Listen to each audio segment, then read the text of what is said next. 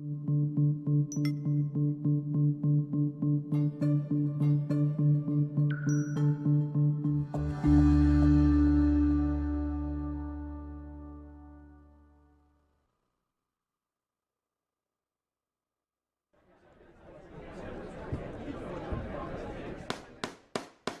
250,000. Now I'm going to get 275. High, I'm going to get 275. 3. Now 300,000. Now 3 1/4. 325. High, I'm going to get 3 1/4. I'm going to get 325. Now half. Now I'm going to get 300. And hello from Lincoln Center in Dallas, Texas, the center of the universe, I like to say. It's at the intersection of the North Dallas Tollway and 635, the LBJ Freeway.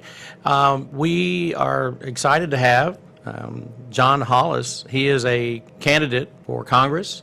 The Texas 32nd, I believe, is that right? Yes, sir. Welcome to the show. Thank you so much. Thanks for having me. You bet. So John and I met at an event about a week ago. In fact, I think it was a week ago.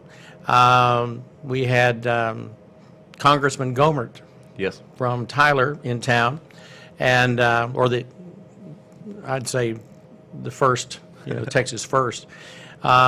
Very entertaining individual. Yeah. Obviously a very strong.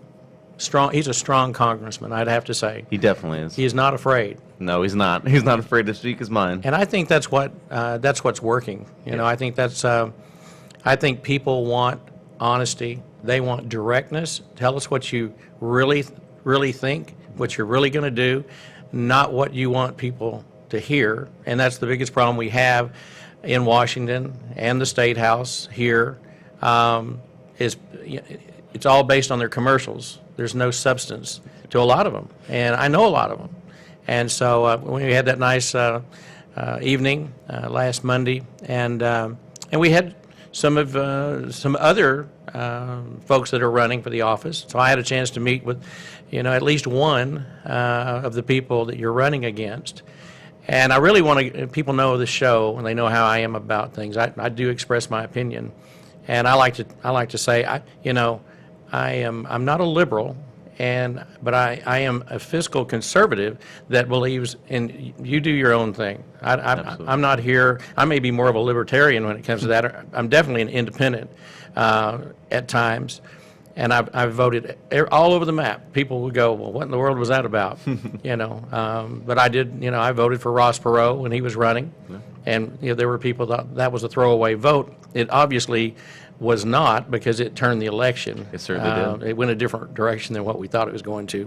But I want to talk about you, John, and your history. And so we were just having a conversation before we went on the air, and we are live. Mm-hmm. And we were talking about where you grew up in Fresno, California, and how I actually would like for you to tell that story about the agriculture. Yeah. And just what impact lobbyists.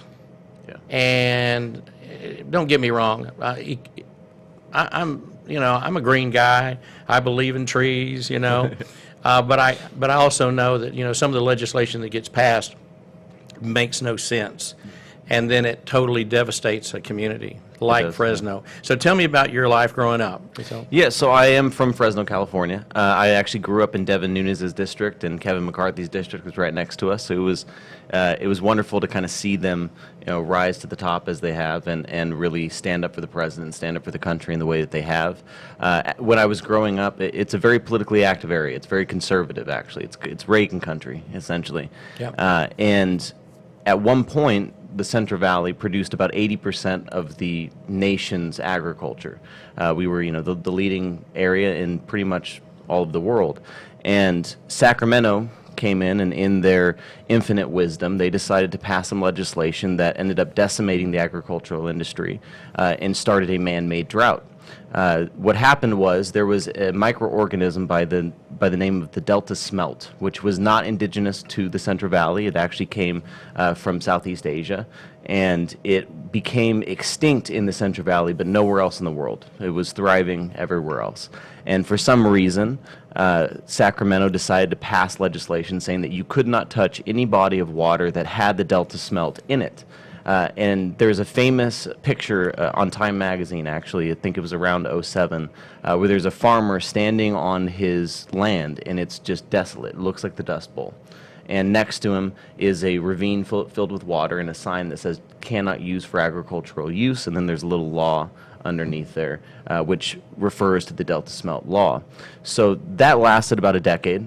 We fought it, time and time again. Farmers were, getting up in arms at trying to get this law passed. Eventually, they were able to get the law repealed, and then an actual drought came through and continued to decimate the Central Valley. And so at any given time, we usually would have somewhere around double the national average when it comes to unemployment. So, in '08, '09, I think unemployment was around 9%. We were at about 17%. And we stayed that way for a long time. And even still today, we see that, unemployment is still relatively high in that area compared to most of the United States. Yeah.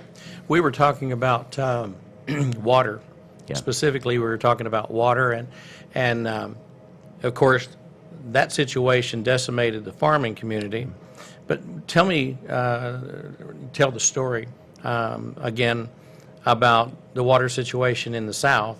Oh, yeah. In Southern California, and some people do not know. I lived in Southern California from about '68 to '71. And then we lived in Northern California outside of San Francisco for about a year before coming back to Texas. Tell me about the more infinite wisdom from Sacramento. Yeah, well, it's funny because Southern California, what most people don't realize is they don't have their own source of fresh water. So all of their water comes from the north. It comes from the Central Valley and also comes a little bit further than that. And so, during the man-made drought, it was really taxing the whole state because we were having to figure out ways to get water down to Southern California to the point where they were actually drilling into the water table below the ground and sucking as much water as they could out. And we weren't sure if we were going to be able to kind of refill those reserves. Luckily, when we had some storms come through, it helped refill some things, but they still haven't put together the infrastructure to catch water in an effective way because a lot of that water ended up flowing out into the ocean. What's interesting is they had an opportunity to kind of solve Southern California's water issues back in the late 90s, around 99, 2000. It was when Governor Gray Davis was in office. And the solution was to build desalination plants up and down the coast. Sure. And at the time, they were relatively inexpensive for that time. We had a surplus in our budget. We had the ability to actually do it. But Sacramento at that time said, you know what? We don't need them right now. We're doing just fine. We don't have a drought at any time soon, and they're a little expensive for us, so we'll wait. Well, a decade goes by, we start having water issues, and they go to price out desalination plants again, and the cost had risen by about 10 times. So they weren't able to actually build the plants that they need. They've built one or two, I believe, and they're trying to get some more online, but it's costing them way more. And like they say, hindsight is 20/20. Yeah, yeah. And so now it's costing 10 times as much? Yes, sir. So growing up in Fresno, tell me about your childhood. Parents, what did they do? So my mom is a single mom. She raised three of us while putting herself through school. She ended up becoming a nurse. At the time when I was young, she was working for the education system. So she started off working for a teachers union. She kind of got fed up with how they did things, and so she shifted her way into a county office of education, where she was then working directly for the school boards there. And then in 2007, 2008, she was laid off due to redundancy when the economy crashed. So we lost our house at that point. We had, our car get repossessed. We lost health care. My father, he had started his own business when he was around 28, I believe. And he had grown to have 5 different locations all throughout the Central Valley. And then a corporate buyout happened, and he lost everything as well. And that was also around the financial crisis. So we have a lot of experience dealing with adversity. We have a lot of experience dealing with kind of being that lower middle class and having to fight your way out of these tough times. And I personally had to put myself through college. I had a little bit stocked away from my grandparents, thankfully, and my parents also helped out a little bit, but overall I paid my way through. And everything that I've ever kind of had to do as a career or as a job, I've had to teach myself. You know, at one point, I was a Christian missionary down in Latin America, just helping, you know, kind of build churches, put in clean running water, help orphanages out, and all of that I had just learned by doing it. I'd done drywall, I had done different carpentry work, I've been a welder, I've done industrial repair, I've done a lot of blue collar work, and I've also, you know, worked with my family in a lot of those areas as well. And then ended up shifting into the nonprofit sector, where I became the program director for a nonprofit where we started after-school programs for at-risk youth. We got them away from gangs, away from drugs. We got them focused on their schoolwork and back out into the community and off into college. As I was going through college, I became kind of enamored with the film industry. I had started doing videos and PSAs on human trafficking with some good friends of mine up in Canada, and was part of this kind of national tour where we went across Canada just trying to raise awareness as much as possible. And so I took that kind of naive ideological step or process with me down to Hollywood, thinking, okay, I'm going to make a difference. I'm going to do some amazing films that actually speak to people. And very quickly I got sucked up into the system there, and wound up in the studio system after a few years working with some of the biggest studios in the world, like Fox and Warner Brothers, ABC, and on some of the biggest shows in the world. But learned very quickly that there's a very specific ideology that they push. And if you fall outside of those lines, then they will kind of sideline you if they can. So They'll isolate you. yes, sir. So you weren't born rich. No, sir. You've done missionary work. Yep. You have worked for some very major corporations. Yes, sir. You found out how dirty it was, Yeah. and you're here. How did you end up here? Well, I have family here in Texas. It's funny. My family's actually originally from Texas and Oklahoma. A lot of them moved out to California during the Dust One Bowl. dust bowl to another. Exactly. We can't seem to escape it. And so my families have always kind of been involved in agriculture. My great-grandfather was a cotton farmer, and he did it here in Texas, and then took that with him to the Central Valley. He was also a cavalry officer in World War I, so he's got the experience there. And my entire life, I was always taught about Texas values and what Texas stood for, and how they were essentially the freest state left in the Union. And if anything went south, they'd pull away from from the Union if they needed to. Sure. And it always gave me this kind of hope that there was this conservative bastion, somewhere in the United States, no matter what goes wrong, especially as we started to watch California slowly turn purple and then eventually shift hard blue. Yeah. It always gave me hope that there was someone out there still fighting the good fight. It wasn't that long ago that California, gave us one of the best conservative presidents we ever had, which was Ronald Reagan. And, they also gave us Nixon as well. We won't really talk about Nixon, but... Well, that's an interesting point. For all of his faults, Yeah. if you look at his record for the things that he did accomplish, and even going to China, breaking down that barrier, if you look at his overall policies, even with the environment, he had a strong presence in that area. Most people concentrate on one thing, Yeah. and that's unfortunate. Yeah. And I think it's like anything else. Of course, if you put yourself in the spotlight, you're going to pay the price forever.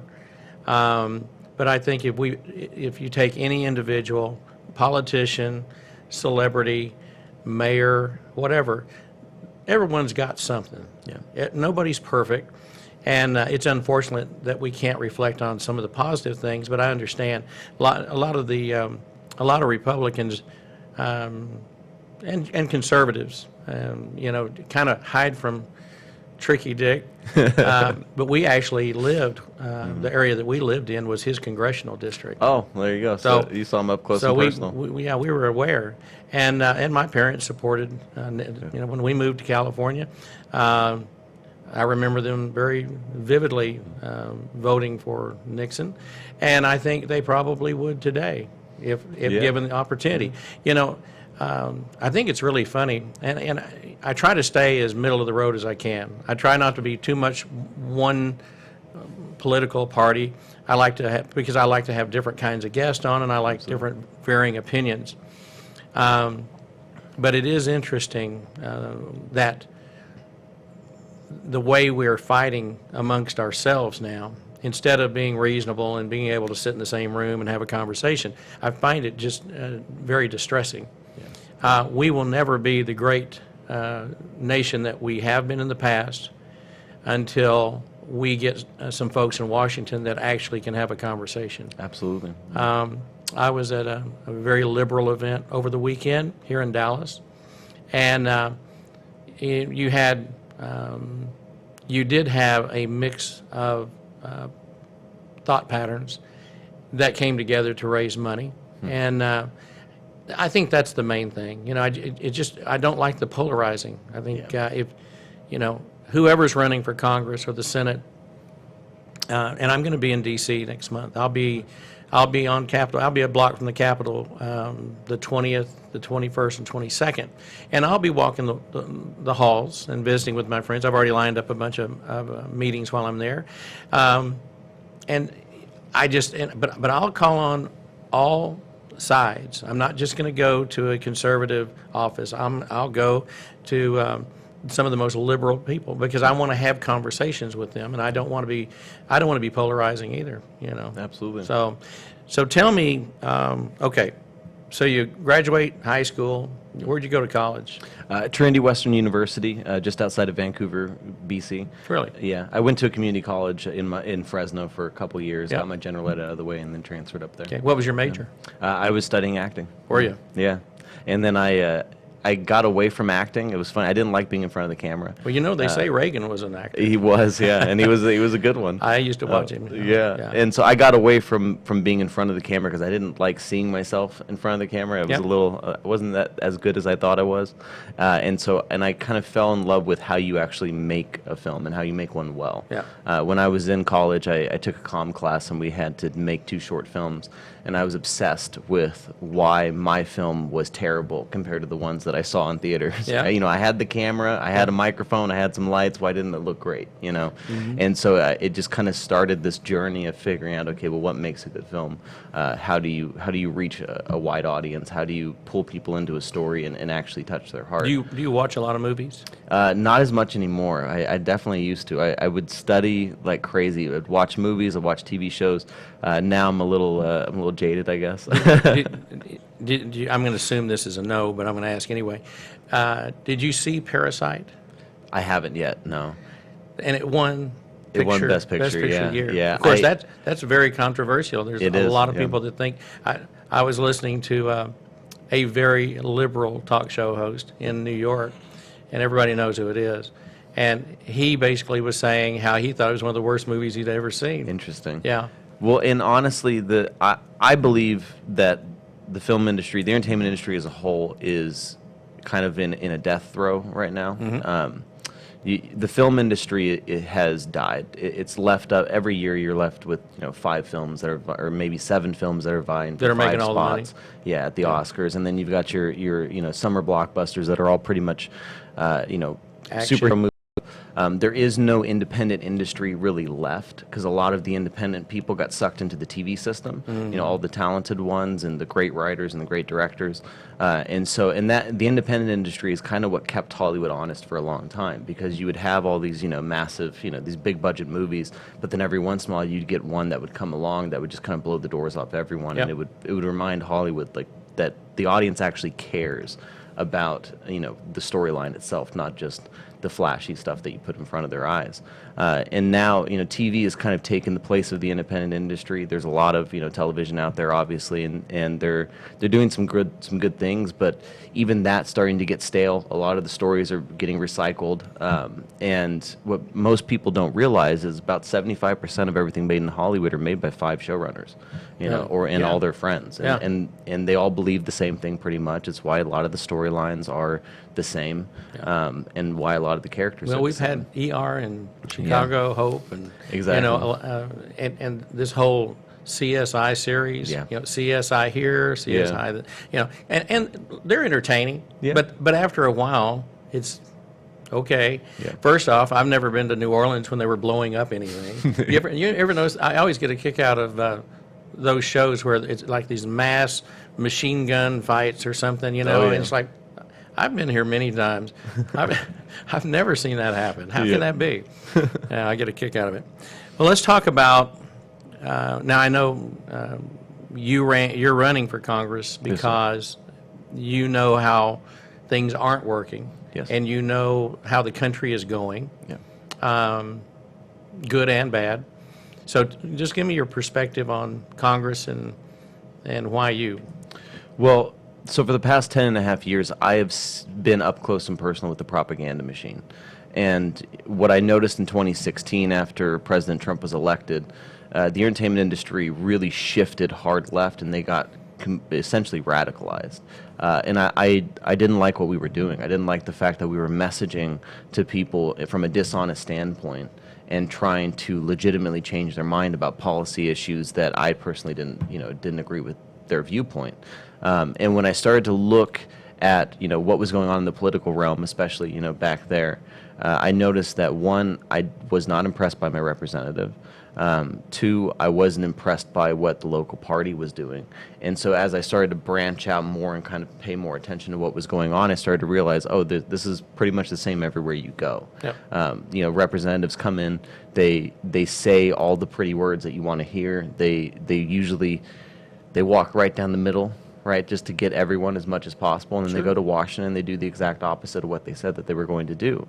So who is your current representative now? Colin Allred. Okay. And Colin just came in this last round. Yes, he did. And, out of nowhere. Yeah, out of nowhere. For most people. Yeah. I watch, I stay tuned in. Yeah. So I know who's pretty much everywhere. Yeah. And what did he run on? What was he running on? Well, he was playing that middle of the road. He talked a big game about infrastructure. He did talk about saving healthcare, and he would throw in Obamacare every once in a while, but he really started to focus on Obamacare after he got elected and expanding it.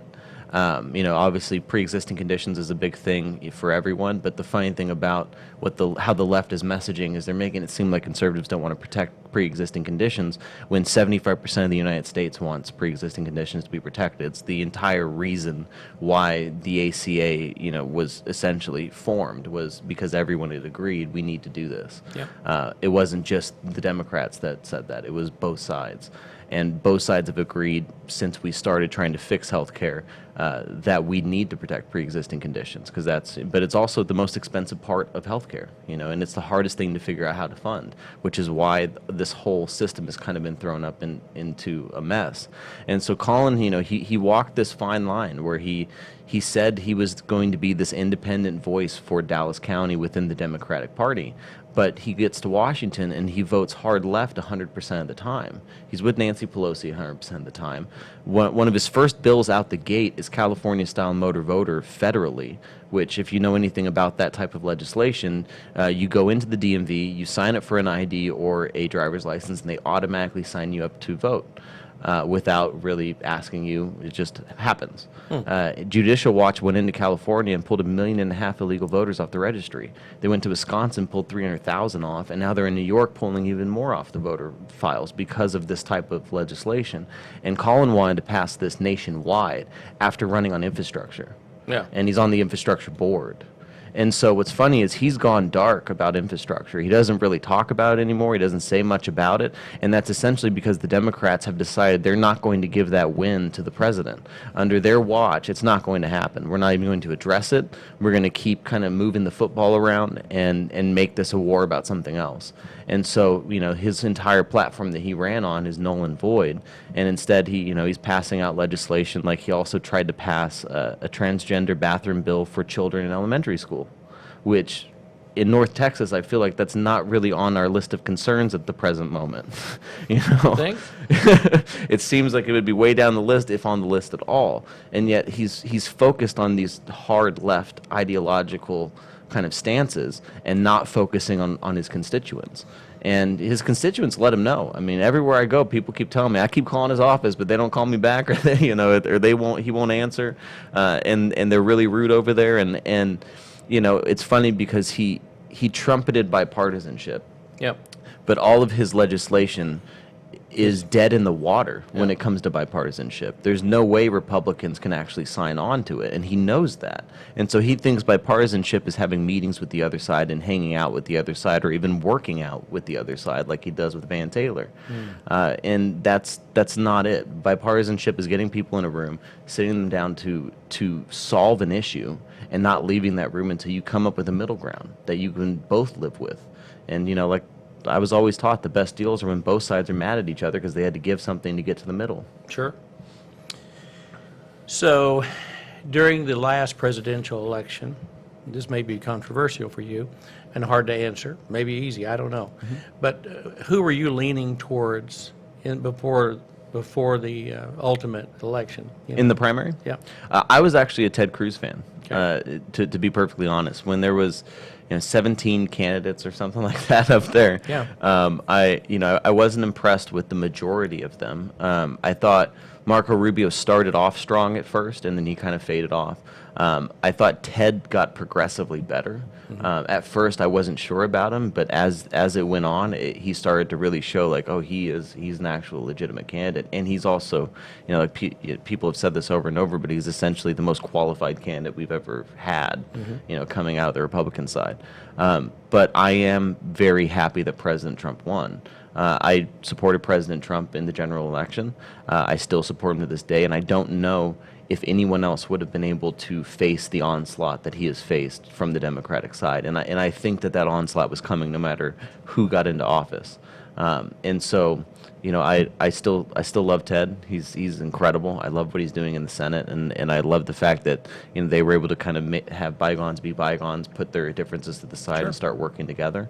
But I am very proud of this president. I think he has exceeded expectations, and I think that like I said, he has been able to withstand this major push from a radical left that wants to essentially destroy the foundations of our country in order to push forward a socialist agenda. Well, evidently that is correct, based on Bernie, and I find the whole thing quite fascinating. First off, I'm always saddened by the fact that we don't have great candidates. Yeah. But I think what we've discovered is the really great people don't have time for such foolishness, and they don't want to feel like they're wasting their time, and they have bigger fish to fry. I mean, there's a lot of people that could run this country and do a great job, and it just seems like we just get a lot of. Well, and what I've noticed to that point as well, a lot of good people sit it out for sure, and a lot of times it's very difficult to break into this establishment environment that we have. There are, even in my primary, there are people who have been around this district and this seat for a very long time that have, vested interests in it. And if you're not part of that club, if you don't come up with them, then they really don't want to hear from you. Yeah. They have their way of doing things, and I understand that. I get where they're coming from. They've put a lot of time and effort into this community, but at the end of the day, look around.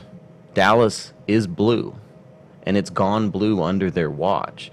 We're not fighting to keep it red. We're fighting to take it back. Right. 4 out of 5 county commissioners are Democrat. Our DA is a Democrat. Our mayor is a Democrat. Half our city councils are Democrats.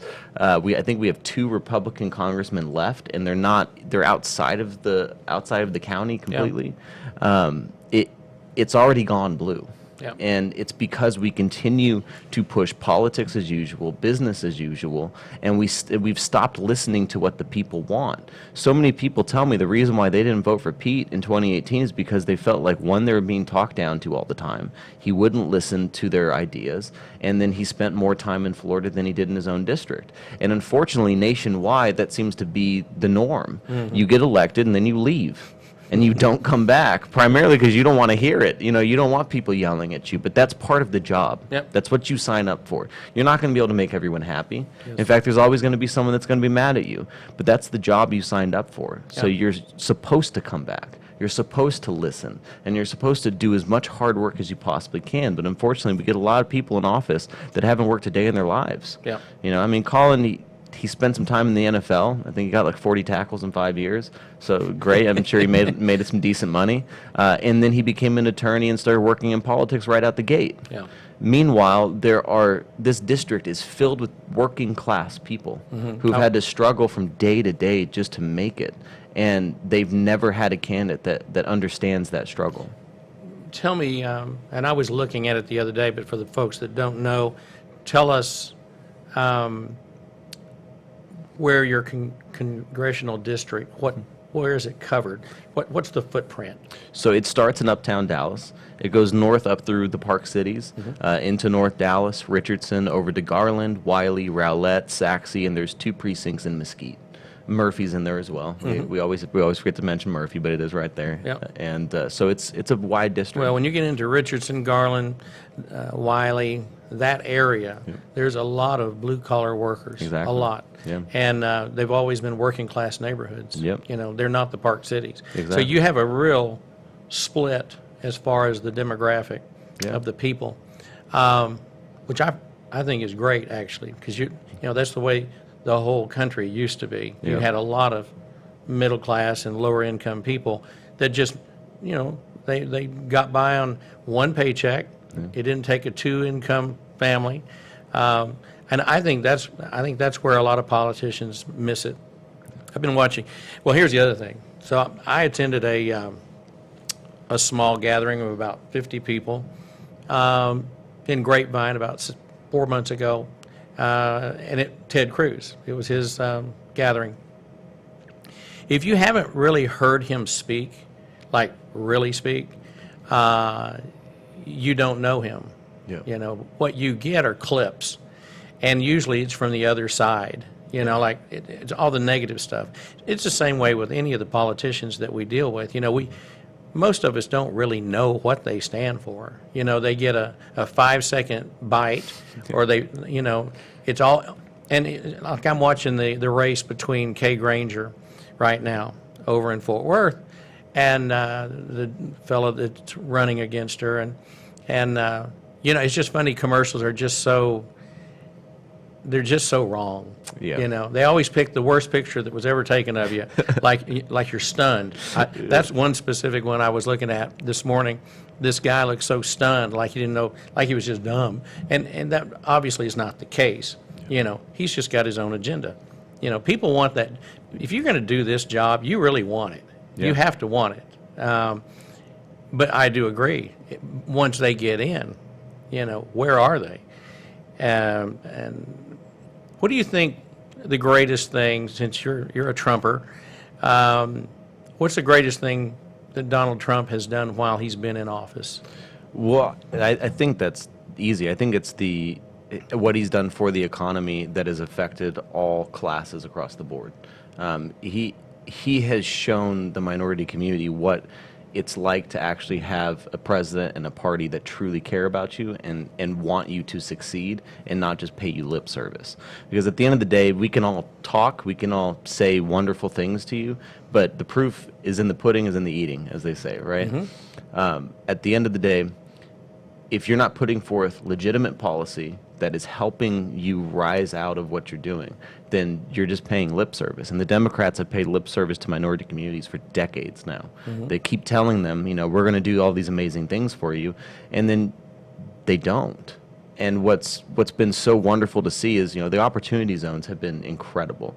They're going into these, you know, kind of economically ravaged communities, and they're giving people a chance to start their own business and work for themselves and rise out of poverty, like we've never seen before. And with the historic unemployment rates across the board, no matter where you fall in you know, culturally, no matter where you fall, whether you're male or female, I just heard today that 72% of all new jobs are going to women. In this economy. So what's funny is he has essentially undercut the Democratic Party's platform of we are the minority community party. We are the party that helps those who are underprivileged rise up, and he's made that a conservative ideal. And I think that that's always been a conservative ideal. We've just kind of been outshouted all these years because statistically, conservatives give the most money in philanthropic work than either party because we believe in stepping up and helping one another. We don't believe in relying on the government to do something. We want to go in and actually help each other rise up. And so the economy has been tremendous. Obviously, it's been due to a lot of deregulation as well. We saw during the Obama administration, the regulation went through the roof. I think it was an overcorrection with what happened in 07, 08. And he has gone in and figured out, okay, we can take away a lot of these regulations, and people they still have common sense. Everyone was screaming about the EPA regulations that he took away, but then in 2019 we led the world in cutting back CO2 emissions. So it's obvious that Americans are smart. We understand that in order to continue this growth, in order to continue being the greatest nation in the world, we have to take responsibility for a lot of different things, including taking care of our environment. But we don't need to put regulation that kills the economy and kills jobs in order to achieve that. We can use our common sense. Sure. We can use the experiences that we've had in the past. And I think he's bringing common sense back in a way. And it's been a little abrasive at times. He definitely kind of goes off the cuff for sure, but it's making people actually pay attention to the facts and not just their truth, which is that's one of my least favorite terms.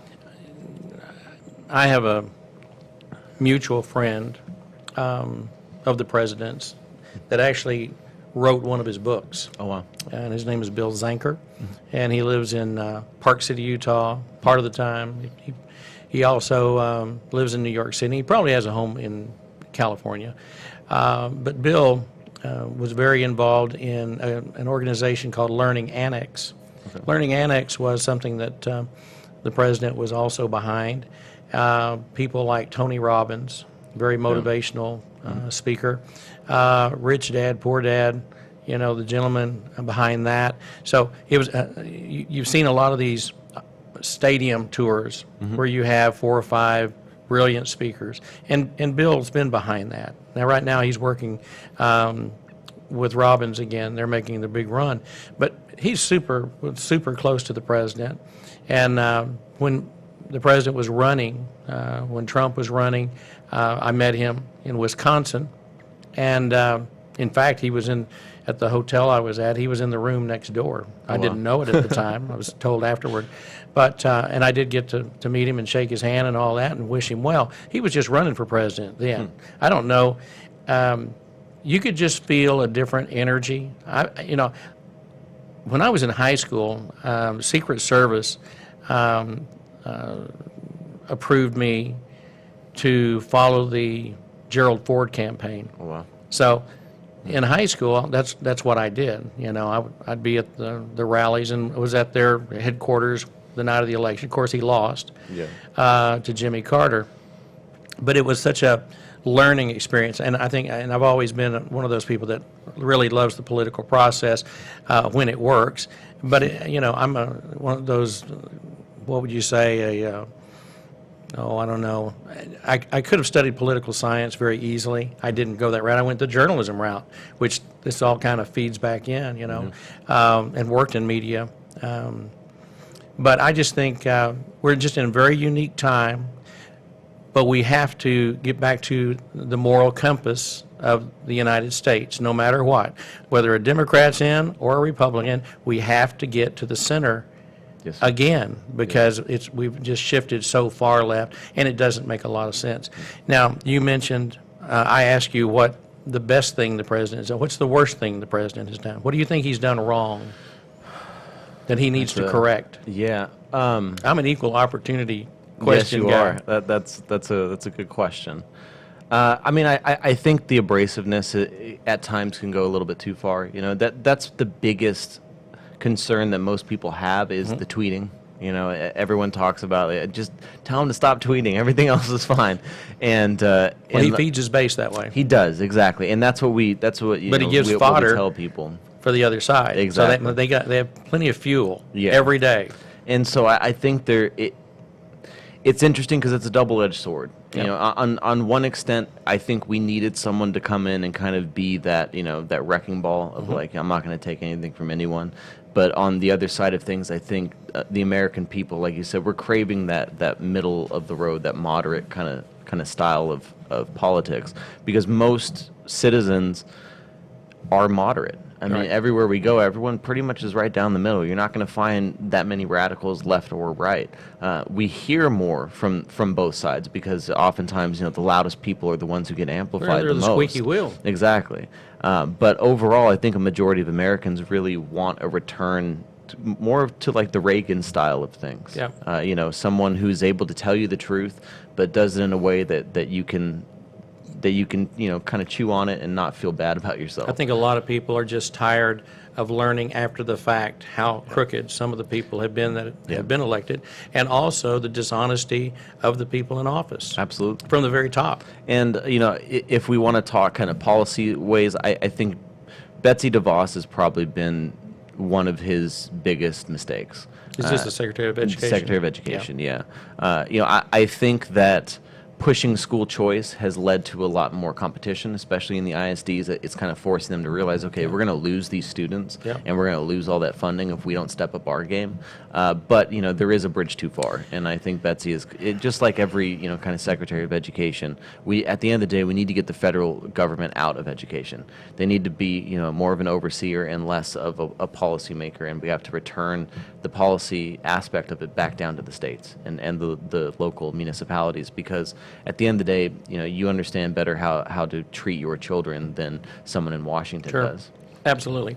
No, I've never believed that education should be ran like a dictatorship from the Capitol.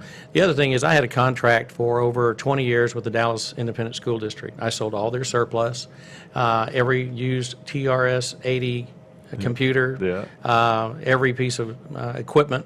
And I say that to say this. I sold all those things except for the things that were stolen. And there was a lot of graft, a lot of corruption. During my tenure working with them, at least one of their superintendents was convicted. Holy cow. And I just remember after, they would hold a vendor like myself accountable, but they weren't accountable within. And I'm talking about from the people inside the building. I saw things. In fact, I could write a book on DISD. I just remember Mr. Robinson, I believe was his name, was the gentleman that I dealt with for 20 plus years, and they had gone through a lot of investigations from the FBI, and I just remember stepping on at Keys Boulevard. They have one of their complexes there. It's where their surplus goes, their purchasing department. And I remember walking up on the stairs and getting on the platform, and Mr. Robinson looks at me and he says, "Well, Mr. Jones," he said, "I just want to tell you, the FBI lady says you sure run a clean auction." So they were, under federal oversight all the time. Wow. So anyway, we quit doing that a long time ago. Okay, Jon Hollis, you're running for the 32nd District. Yes, sir. For Congress. Any final comment? Yeah, well, at the end of the day, we have to stop this politics as usual. We need to get back to actually listening to the people. And like I said, Dallas County is already blue. We're fighting to take it back. And if we want to see any sort of change in this community, if we want to get our community back, we're going to need to kind of shake the cage a little bit and mix some things up. Voting the same way, voting for the same people, the same type of people who are backed by, the usual establishment is not going to get the job done. Colin Allred is a very well-polished machine, and the Democratic Party has made sure that they put someone in this area who can toe that middle of the line, at least with his rhetoric, and then do their bidding when he's in Washington. So if you want that to change, if you want real leadership, if you want someone to come in and actually listen to the things that are affecting you on a daily basis, and you actually want real solutions to the problems, then you need to vote for me. And you need to go to JonHollisForCongress.com, donate, sign up to also volunteer for us, and spread the word as much as possible. There's quite a few people in my primary that are good people at the end of the day, but they're not going to get the job done, and they're certainly not going to beat Colin Allred. I will. All right. Very good. Well, you heard it here. Jon Hollis, candidate for the 32nd District of Texas. We wish you well. I know you have like any other battle, everything's uphill, but anything's possible, and we wish you very well. I want to take 1 minute to speak about a friend of mine down in Jacksonville, Florida. Pat Boland has been a friend for 40 years, and he has just gone into hospice. A lot of people know him. I posted that on Facebook, and his lovely wife, Teresa, posted that he went into hospice over the weekend. And he's probably the second guy to ever put me in radio back in the early 80s at KGAF up in Gainesville, which then ultimately became The Edge here in Dallas. And I'd just like to send my thoughts and prayers to their family, his children, and all of his friends and family in that part of the country in Jacksonville. So if Pat's watching this, and he may be, I just want to tell you how much I love you and appreciate you, and Godspeed. So, Travis, this is it. I'm done for this one. Okay? So from Dallas, Texas, at Lincoln Center here at the grand area of LBJ Freeway and the North Dallas Tollway. We hope you have a fantastic week. It's been a good show. I've enjoyed talking to you, and we look forward to seeing each and every one of you again next week. We'll be on about 10 o'clock. So God bless from Dallas. We bid you adieu.